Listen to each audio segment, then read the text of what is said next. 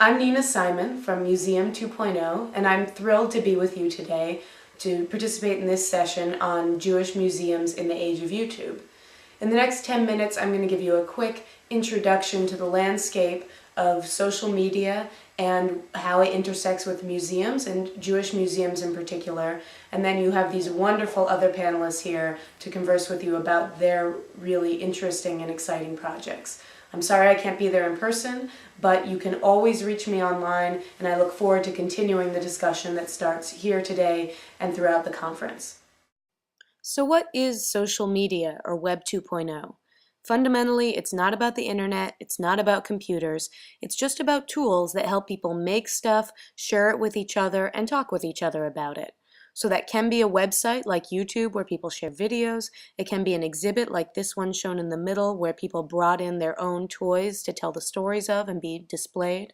Or it can be postcards through a project like Post Secret where people mail in postcards with secrets they've never told anyone. Whether it's an exhibit, a website, or a postcard, all of these are platforms that help people connect with one another. So what makes YouTube different from a standard video provider?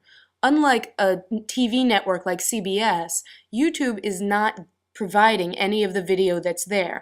They're creating instead a platform for other people, anybody, to provide their own videos. You can see that their focus, their tagline, broadcast yourself, is on people uploading videos.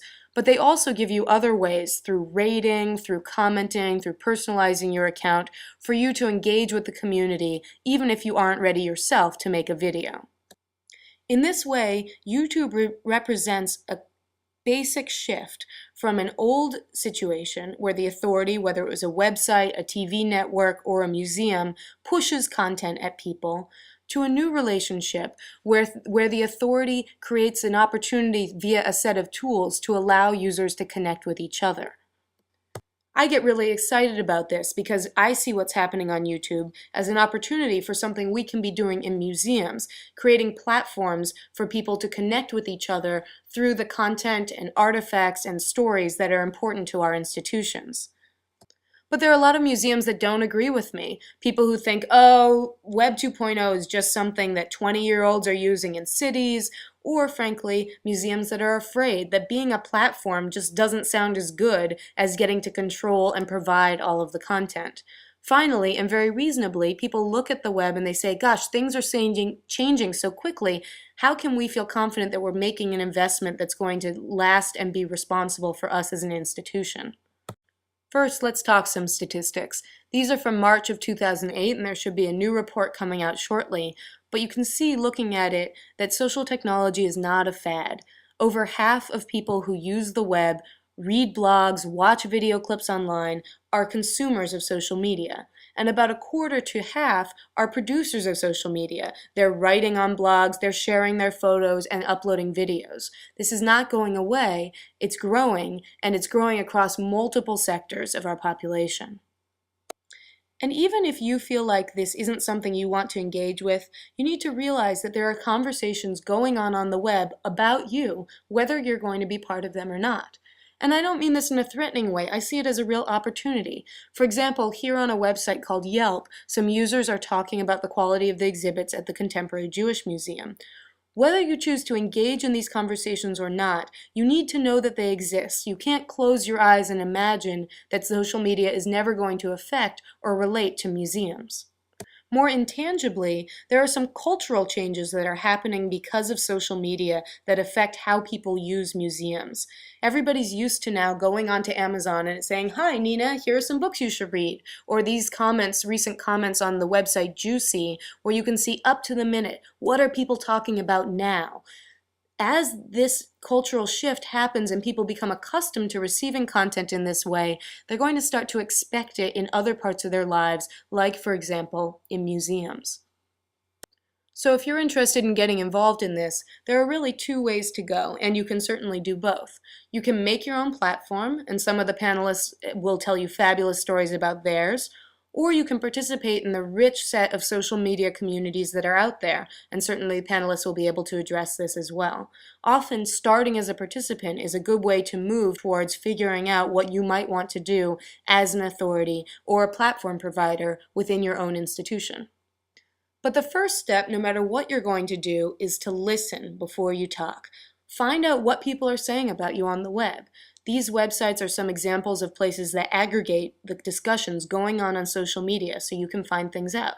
For example, here's a search I did on the Skirball on Technorati, and I found that most of the recent blog posts about the Skirball have been about events held there. These kinds of small insights, what are people saying, what are they not talking about, can help you determine what conversations you want to insert yourself into and where you can add value. And then you're also going to want to do some research on what your visitors' preferences are. There's a tool called the Profile Tool from Forrester you can use to look at age ranges, genders, and countries and what kinds of social media usage you find. You may find, in fact, that you don't have a lot of creators, people who want to, say, make their own videos, but you may have a lot of critics, people who want to comment on things and review things, or people who want to collect things and favorite them. Knowing where your visitors are and what's going to appeal to them can help you determine a strategy that's going to work for the audience that you're interested in.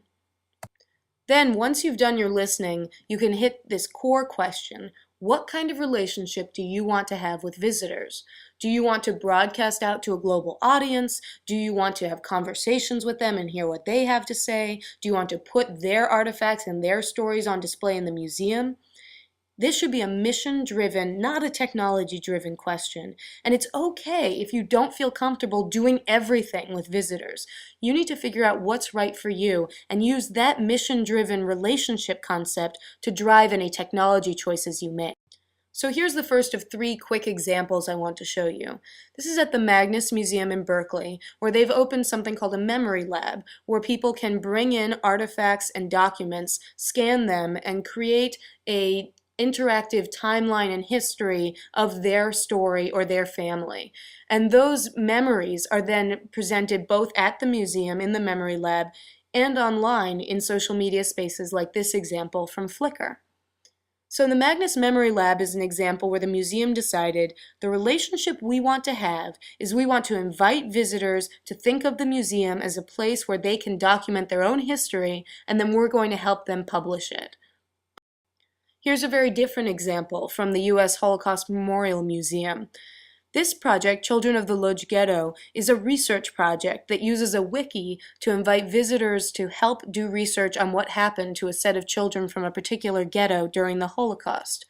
So in this case, visitors are being asked to join in a new relationship as co-researchers with the museum, working on a project that the museum thinks is of value.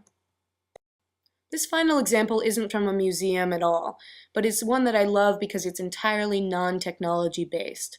Living Library is an event that happens that uses the platform of how a library works, that there's a catalog where you check out books and read them, and takes that platform and applies it to a really different construct around people talking to each other about their prejudices. So in the Living Library, books are people who have certain prejudices associated with them. For example, you can see in the bottom corner a guy who's disabled. He's the book in this case, and the other person has checked him out to have a 40-minute conversation with him.